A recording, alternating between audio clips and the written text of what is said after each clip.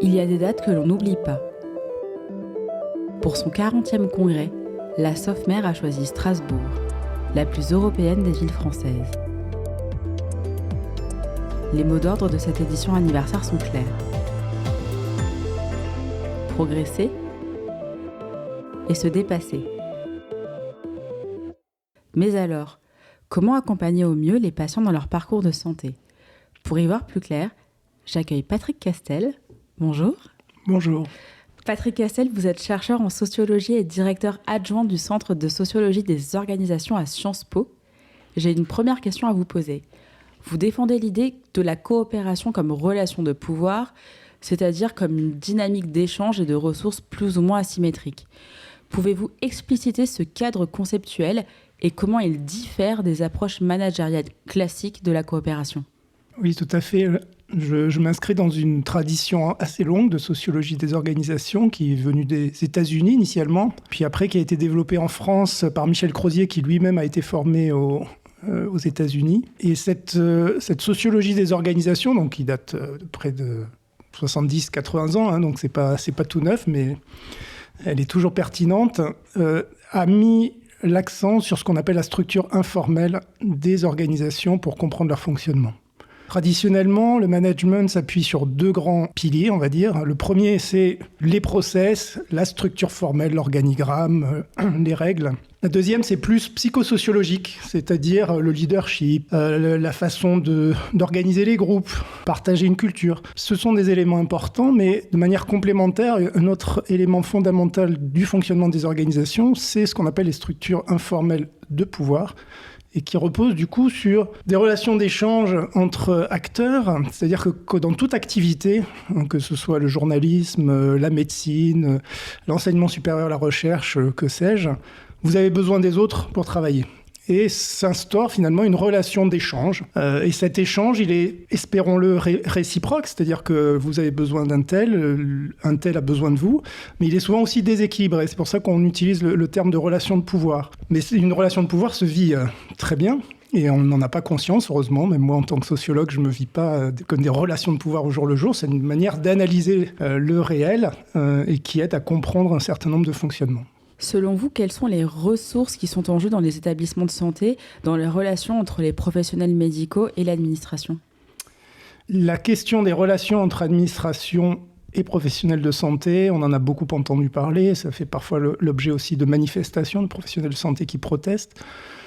Ça s'inscrit là aussi dans une histoire longue, où peu à peu, finalement, l'administration est devenue de plus en plus importante dans les hôpitaux ou les établissements de santé au sens général.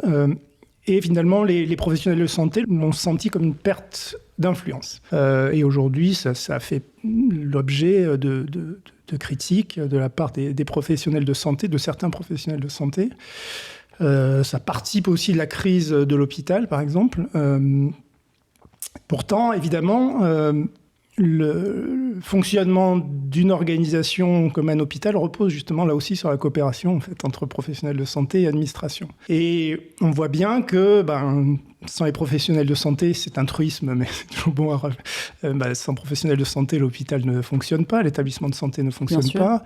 Et inversement, la plupart de leurs activités sont devenues tellement complexes dans les relations avec les financeurs pour obtenir des équipements de plus en plus avancés, d'organiser le parcours que finalement, d'une manière ou d'une autre, les professionnels de santé ont aussi besoin des administratifs. Et c'est autour de ces enjeux-là que se nouent des relations plutôt de coopération, parfois de conflit, quand l'échange est plus ou moins équilibré.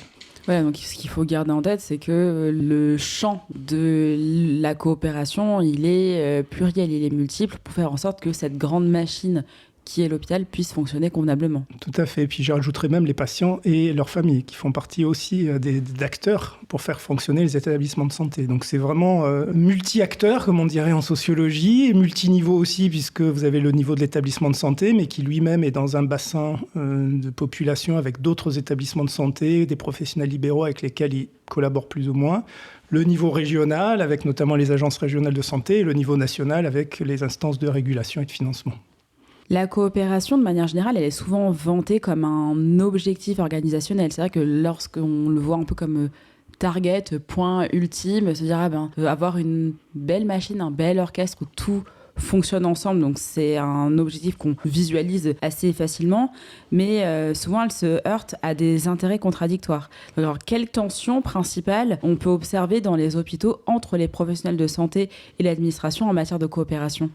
Alors, d'abord, juste un petit point par rapport à votre question, c'est-à-dire qu'à la fois la coopération, je pense que c'est un élément essentiel, y compris de la satisfaction au travail, c'est-à-dire que si vous êtes au travail et que vous avez du mal à coopérer avec les autres professionnels, qu'ils soient administratifs ou autres professionnels de santé, vous allez mal le vivre et possiblement vouloir quitter même l'établissement ou être en situation de burn-out. La coopération est aussi un élément essentiel de satisfaction au travail, mais aussi, il ne faut pas, et c'est ce qu'on critique peut-être quand je dis on, c'est les sociologues des organisations avec lesquels je collabore. Il ne faut pas tomber dans l'excès inverse en disant finalement il faut que tout soit fluide et dès qu'il y a un peu de conflit, c'est mauvais. C'est-à-dire que le conflit aussi aide aussi parfois à résoudre des vrais problèmes. Et donc le conflit ne doit pas être vécu uniquement sur un versant négatif. Ça fait partie aussi de la vie des organisations.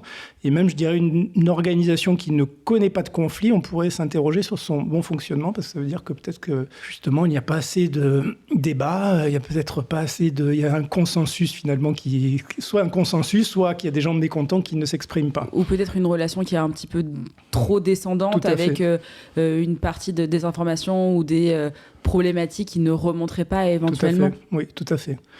Ou alors chacun qui vivrait sa vie de son côté. Donc effectivement, là, du coup, il n'y a pas de conflit. Pas de conflit, mais pas de coopération non plus. Tout à fait, vous avez bien compris.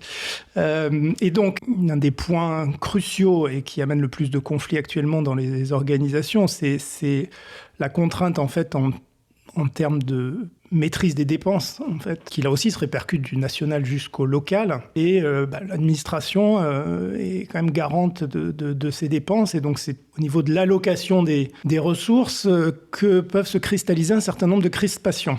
Et c'est là où on voit aussi que certaines spécialités sont plus, ou certains professionnels, même à titre individuel, ont plus de ressources, qu'elles soient, sans que j'ai une idée normative derrière ça, c'est-à-dire que ce n'est pas un jugement de valeur, c'est-à-dire qu'on peut avoir des ressources et faire des choses très mauvaises pour la société, avoir peu de ressources, être au contraire très utile finalement quand même. Donc certains ont plus de ressources que d'autres pour obtenir des ressources financières là, ou matérielles auprès de l'administration. Oui. Quand d'autres sont plus marginalisés, doivent plus hausser la voix pour obtenir ce qu'ils veulent. Ça, c'est le premier point de crispation.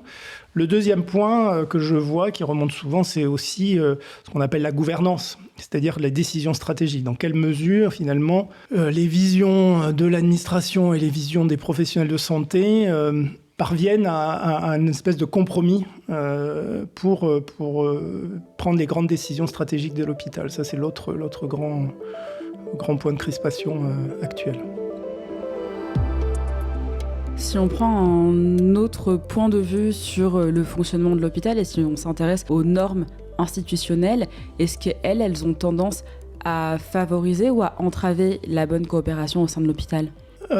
C'est difficile d'y répondre, évidemment. Je ne voudrais pas donner un point de vue trop caricatural, mais j'aurais tendance à dire qu'il y a quand même plus de difficultés en fait, créées par les réformes actuelles, à plusieurs niveaux, en fait. D'une part, on est peut-être quand même arrivé très loin dans la maîtrise des dépenses et finalement, on voit, en tout cas dans pas mal de services, une forme de tension par la charge de travail. Et je pense qu'on retrouve aussi, pour avoir certains personnels hospitaliers parmi mes étudiants en formation continue, par exemple, je vois que ce n'est pas uniquement les professionnels de santé qui travaillent beaucoup. Les administratifs aussi, certains administratifs travaillent énormément. Donc quand vous êtes harassé de travail, forcément, vous avez un peu moins de temps pour comprendre ce qu'attend l'autre et vous êtes un peu moins patient parce que vous vous dites, attendez, j'ai 10 patients qui attendent dans ma salle d'attente, votre demande administrative, elle va me faire perdre du temps, etc. Et donc, vous allez peut-être, alors que dans un autre temps, vous aurez considéré sa demande pour essayer de comprendre, là, vous allez peut-être lui claquer la porte au nez ou raccrocher. Vice-versa. Si l'administratif est sous pression, s'il y a un professionnel de santé qui lui demande quelque chose, il se dit je ne comprends pas très bien cette demande et il va se replier sur la règle ou il va essayer de la faire attendre. Donc ça risque de tendre les relations. Donc ça, c'est le premier point. Le deuxième point, les politiques, et ça c'est au-delà du domaine de la santé, ont eu tendance à mettre l'accent sur la mise en concurrence pour améliorer les services publics. Et donc on met en concurrence les hôpitaux, on met en concurrence les hôpitaux avec les cliniques, avec différents dispositifs. Ça évidemment, de manière centrale, et accroître la concurrence, c'est des difficultés aussi pour la coopération. Donc ce n'est pas pour dire que la concurrence est forcément mauvaise, mais à certains moments, effectivement, ça va vraiment être un gros frein. Le dernier point que je voudrais souligner, c'est que les politiques de santé ont eu tendance à mettre en avant, pour résoudre les problèmes de coordination, ils ne parlent pas nécessairement de coopération, mais de coordination, des dispositifs qui vise à rassembler tout le monde pour, finalement, avec une idéologie. L'idée, c'est que si on met tout le monde un peu ensemble, finalement, ça va aller mieux, en fait. Et donc, là aussi, évidemment, c'est toujours bien de pouvoir se parler, mais ça ne suffit pas toujours pour se mettre d'accord. Et donc, ce qu'on appelle, nous, des dispositifs de coordination, c'est-à-dire, par exemple, les pôles hospitaliers, par exemple, qui ont été créés il y a maintenant très longtemps, et ils étaient vécus comme des structures de coordination, en plus des services. Dans certains hôpitaux publics, on a créé même des structures intermédiaires qui sont un peu méta avant la direction générale, etc. Et ça, on le retrouve aussi sur les territoires avec des dispositifs de coordination. Et en fait, ces dispositifs de coordination, comme ils n'ont pas inscrit dans leur mission nécessairement de comprendre les conditions de la coopération, en fait, ce sont des structures qui complexifient encore finalement l'organisation. Et les gens, face à ça, qu'on peut entendre parfois en disant le millefeuille, par exemple. Et donc, on le retrouve dans, dans tous les hôpitaux, sur les territoires, mais ce n'est pas une spécificité du système de santé. On le retrouve dans beaucoup d'autres politiques publiques et même dans les entreprises privées qu'on étudie. C'est quand même une tendance contemporaine à vouloir créer de nouvelles organisations pour essayer de coordonner des choses qu'on estime ne pas bien fonctionner, plutôt que se donner le temps un peu de comprendre d'où vient la racine du problème, pourquoi telle personne ne travaille pas avec telle autre, telle catégorie de personnes ne travaille pas avec telle autre. Et finalement, on se dit, on crée une structure de coordination et ça va résoudre. En général, ce n'est pas le cas. Oui, parce qu'en fait, ce qu'on essaye de remplacer avec cet organisme ou cellule, organisation de coopération intermédiaire, elle est là pour essayer de supplanter un manque de temps. Mais en fait, là, ce que vous exprimez, c'est que le temps reste irremplaçable et que normalement, il faudrait qu'on puisse l'avoir. Et si on essaie d'y pallier par un autre moyen, le risque est de tomber dans une solution qui n'est que parcellaire, c'est ça ? Tout à fait. Et puis même, faire perdre du temps aussi, parce que ces structures de coordination, elles vont peut-être créer de nouvelles comités de concertation, par exemple, où les gens vont se retrouver et pas nécessairement résoudre les problèmes. Donc parfois même ça accroît en fait la tension du temps, paradoxalement. Et est-ce qu'il n'y a pas aussi un risque de démobilisation avec cet effet dont vous parliez, l'effet millefeuille, d'avoir des couches qui se surajoutent les unes aux autres et qui fait qu'en fait parfois on ne comprend même plus en fait tout l'organigramme de l'organisation et qu'en fait ça démobilise et aussi du coup porte préjudice directement à l'envie même de la coopération avant même de parler de sa faisabilité. Tout à fait. Le risque paradoxal, c'est que ces structures de coordination renforcent la tentation de vivre de manière autonome, parce qu'en disant, finalement, je ne vais pas m'embêter à ce nouveau machin que je ne comprends pas, et je vais essayer déjà de faire ce qu'il y a autour de moi, et ça me suffira déjà largement. Donc, ça peut même paradoxalement renforcer la tentation du silo, comme on appelle aussi. C'est-à-dire que le silo, c'est quelque chose qui est très... vous comme moi, on aime bien rencontrer les gens, on est des humains, des êtres sociaux, mais au travail, moins on est dépendant de quelqu'un, mieux on se porte. C'est pas faux.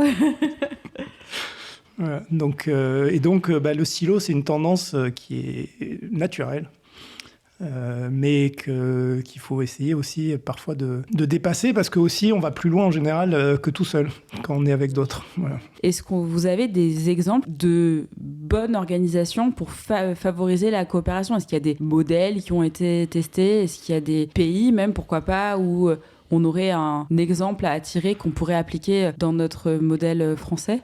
Alors, nous, on est assez, en tant que sociologue, on est embêtant, mais on est très réticent au modèle. Parce qu'en fait, on part du principe, souvent, c'est même d'un hôpital à un hôpital, il y a une telle singularité en fait des ensembles humains que on est très réticent au modèle. Et de fait, si vous regardez l'histoire du management, ça a été à chaque fois on annonce le nouveau modèle qui va résoudre tous les problèmes, et puis en fait ça dure un certain nombre d'années, et puis on voit bien on arrive aux limites. Ce qui ne veut pas dire qu'il n'y a rien à tirer des nouveaux modes d'organisation, mais en tout cas, on ne croit pas que tout d'un coup, il va y avoir le modèle miracle. Et les systèmes de santé sont aussi tellement différents d'un pays à l'autre en fonction déjà des modes de financement, de la place de la profession médicale, que c'est difficile d'en tirer des règles. Quand même, un exemple qui m'a, moi, beaucoup marqué quand je faisais ma thèse, donc c'était il y a très longtemps, il y a eu... dans la cancérologie, il y a eu un mouvement de réforme qui est venu des médecins et qui a, d'une certaine manière, quand même amélioré la coopération entre professionnels. Et cette respiration et cette coopération, elle est venue du partage de pratiques entre professionnels, soit dans l'élaboration de recommandations pour la pratique clinique, soit à travers les réunions de concertation pluridisciplinaire. Alors là aussi, ce n'est pas une recette miracle, hein, et il y a plein de recommandations, y compris en cancérologie, qui ne sont pas suivies par les professionnels et qui les jugent illégitimes. Il y a plein de réunions de concertation pluridisciplinaire qui n'ont de concertation que le nom, et en fait, c'est le chef de service qui impose. Mais là où il y avait des dispositifs de coopération, c'est quand finalement on laisse un peu de la place à la collégialité, parce que ça permet de se mettre d'accord entre professionnels aussi sur le parcours des patients. Ce sont des espaces où on peut réfléchir à la place de chacun dans l'organisation de la prise en charge, mais d'une façon finalement détourné entre guillemets, parce que ce n'est pas autour d'une table en disant bon voilà, alors tel cancer ça doit se faire comme ça, comme ça, comme ça. C'est plus dans des négociations un peu informelles, et négociation c'est même pas le terme qu'il faudrait utiliser, mais là aussi c'est un concept, hein, mais peu à peu ce qu'on observe. Et donc en fait c'est là où ça s'est aussi très bien passé, c'est finalement paradoxalement pendant la première vague de Covid. Okay. Puisque tout le monde annonçait l'effondrement de l'hôpital, puisque tout d'un coup, on s'est rendu compte qu'on avait sous-estimé la vague épidémique. L'hôpital public sortait de manifestations avec des grosses protestations des collectifs interhospitaliers. Il y avait même dans certains... L'hôpital de Mulhouse, qui a été l'un des plus frappés les plus fortement lors de la première vague... la première vague est arrivée quelques semaines après la démission de plein de chefs de service. Donc, c'était vraiment au plus mauvais moment. Et l'hôpital de Mulhouse, il a tenu. Même si, évidemment, ça a été au prix d'un investissement très important. Et donc, ça, on l'a étudié avec des collègues. On a été fascinés par ça parce que quand on faisait des entretiens dès le début du mois d'avril, les gens nous disent c'est formidable. On a réussi à travailler ensemble, administration, professionnels de santé, et entre professionnels, parce que parfois, entre professionnels, on a aussi pas mal de mal à travailler ensemble. Et donc, si on regarde les conditions qui ont rendu cela possible, en fait, c'est qu'il y a une suspension de la concurrence, puisque, en fait, tout le monde faisait que du Covid. Et donc, tout le monde faisait que du Covid. Il n'y avait pas de concurrence entre les pathologies. Le cancer est plus important que la cardiologie, qui est plus important que, etc. Il y avait aussi des patients qui étaient relativement similaires, c'est-à-dire que dans ce qu'on retrouve en santé, c'est qu'il y a des profils de patients qui intéressent plus les professionnels que les autres. Et donc, ils vont être un peu en concurrence pour attirer ces patients qui sont intéressants, parce que leur profil social, parce que leurs caractéristiques pathologiques, parce que c'est une possibilité de développer des recherches, etc. Il y a plein de raisons. Évidemment, ce n'est pas un seul profil. Les patients Covid, en fait, ils étaient à peu près tous les mêmes. Donc, certes, il y en avait qui s'aggravaient et du coup, après, ils allaient en réanimation. Mais il n'y avait pas de grande différence, finalement, au-delà de ça. Donc, du coup, la concurrence était suspendue. Et puis, les directions des hôpitaux ont tout de suite dit on ne peut pas faire ça tout seul. Il faut que ce soit les médecins qui nous disent comment se réorganiser. En fait. Et donc, j'ai interrogé une fois une directrice d'hôpital et je lui disais comment s'est passée la gestion du Covid. Elle me dit c'était formidable parce qu'en fait, j'étais un chef d'orchestre avec des instruments autonomes. Et donc, derrière ça, c'est-à-dire que les directions d'hôpital ne se sont pas mis totalement au service des hôpitaux, mais elles étaient plus chefs d'orchestre, mais en fait, des instruments autonomes, c'est-à-dire qu'il y avait une grande responsabilisation des médecins. Des médecins, des cadres de santé, donc les personnes qui pensaient. Donc, vous voyez que ça rebattu les cartes en fait de la gouvernance. Et donc les professionnels de santé sont redevenus plus au cœur des décisions stratégiques. Donc ça a été très favorable à la coopération, sauf que dès la deuxième vague, on est revenu au mode de fonctionnement antérieur. Et puis, il y avait plus que le Covid, mais il y avait aussi les autres prises en charge, parce que on s'est rendu compte aussi qu'il fallait pas les oublier, parce qu'il y avait des situations dramatiques qui étaient intervenues du fait du confinement. Donc derrière ça, vous voyez qu'il y a quand même des leçons à tirer, mais qu'on n'a pas vraiment tirées. C'est quand même possible, et c'est ça qui nous a beaucoup frappé, c'est que les gens ont dit, en fait, c'était la pire expérience de ma vie et la meilleure expérience de ma vie professionnelle. La pire parce que j'étais confronté à la mort comme jamais, j'ai travaillé comme jamais. La meilleure parce que j'ai jamais coopéré aussi bien avec tous les professionnels autour de moi, qu'ils soient administratifs ou professionnels de santé.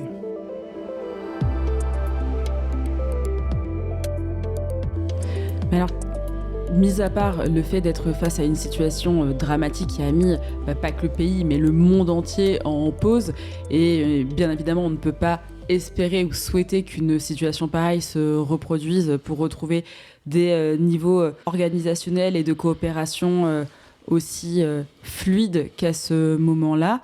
J'ai quand même envie de vous poser la question de savoir, est-ce qu'il y a des objets, des interfaces, des outils qui permettent de favoriser la coopération, de la rendre plus fluide, ou est-ce qu'il s'agit peut-être davantage de moyens financiers, à une heure où l'hôpital malheureusement manque de moyens, je pense qu'il faut quand même poser la question.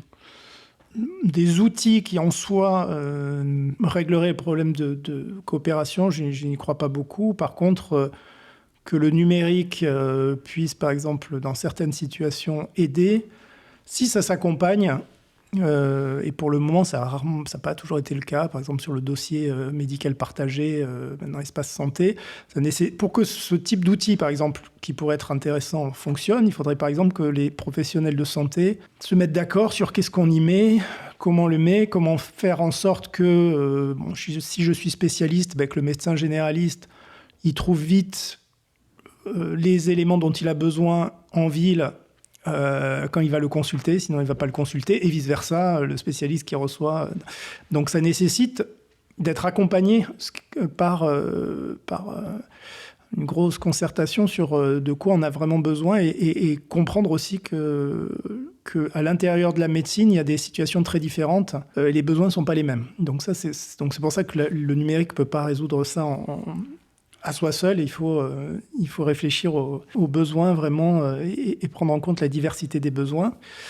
L'autre point, moi, qui me paraît important, et je l'ai entendu une fois un directeur d'hôpital le dire récemment, et je ne dirai pas qui c'est, mais j'étais content de l'entendre, il dit en fait, il faudrait peut-être suspendre les réformes en cours. C'est-à-dire, finalement, prendre conscience que tout ce qu'on a accumulé de réformes, c'est ce que vous disiez tout à l'heure, ça plus aboutit à un peu des perditions d'énergie, de démobilisation, et en plus ça prend du temps, alors qu'en fait ce qu'il faudrait retrouver, c'est-à-dire sans nécessairement augmenter les moyens, évidemment on peut signer si on nous dit qu'on trouve les moyens d'augmenter les moyens, ça je ne suis pas économiste, donc je ne me rentrerai pas dans ce système-là, mais à minima, à moyen constant, essayer de soulager en fait les professionnels en suspendant un certain nombre de réformes qui leur prend beaucoup de temps et qu'ils jugent accessoires. Et quand on parle aussi avec certains administratifs, on pourrait peut-être s'entendre sur un certain nombre de réformes en cours qui sont moins prioritaires que d'autres pour dégager ce temps-là, pour se mettre autour d'une table ou autour d'une machine à café pour essayer de dire tiens, comment on peut essayer de mieux coopérer, c'est-à-dire de comprendre ce dont toi tu as besoin pour faire ton travail et moi ce dont j'ai besoin pour faire mon travail. Oui, précisément. Est-ce qu'il ne faut pas peut-être passer par une phase de meilleure compréhension des travaux et des missions, des tâches, des fonctions de chacun, et de ne pas forcément, au nom de la coopération, verser dans une sur-recherche de la maxi-organisation qui pourrait tomber, comme on l'a dit tout à l'heure, vers le millefeuille du groupe sur le groupe sur le groupe, mais plutôt être dans une coopération basée sur la compréhension et l'entente de comment fonctionne et en quoi consiste aussi le travail de la personne X qui est dans le bureau d'à côté, parce que je ne sais pas si c'est le cas, si c'est quelque chose que vous constatez, mais il y a peut-être aussi une notion de finalement je sais qu'il y a monsieur X ou madame Y qui travaille dans le bureau un tel, mais concrètement de savoir qu'est-ce qu'il fait dans sa journée, si moi je le maîtrise mieux, peut-être que je serai plus à même de coopérer convenablement avec cette personne. Tout à fait. C'est vraiment fondamental. Ce type de diagnostic est rarement fait, en fait. On fait des diagnostics de moindre qualité, on fait des diagnostics de surdépense, quelle que soit la légitimité de ces diagnostics qu'on pose. Mais des diagnostics sur, pourquoi telle partie de l'organisation est moins mobilisée que d'autres, pourquoi tel endroit, il y a des conflits qu'on sait qui existent depuis 10-20 ans et qu'on n'arrive pas à résoudre. De quoi ont besoin un tel et un tel pour bien faire leur travail, ça, c'est des choses qui sont fondamentales pour entraîner une démarche de changement. Ça demande du temps et c'est pour ça que dans le monde où on vit, où finalement il faut tout de suite montrer qu'on est en changement, qu'on est en moderne et qu'on est tout le temps dans le mouvement, en fait, c'est difficile à faire passer. Et pourtant, je suis convaincu que c'est à ce prix-là qu'on pourra améliorer un certain nombre de situations. C'est très clair. Merci beaucoup. Je vous remercie à vous. Au revoir. Au revoir. Ce podcast vous a été proposé dans le cadre du 40e congrès de la SOFMER. À l'animation, Shaima Deb. À la technique, Vincent Monteil.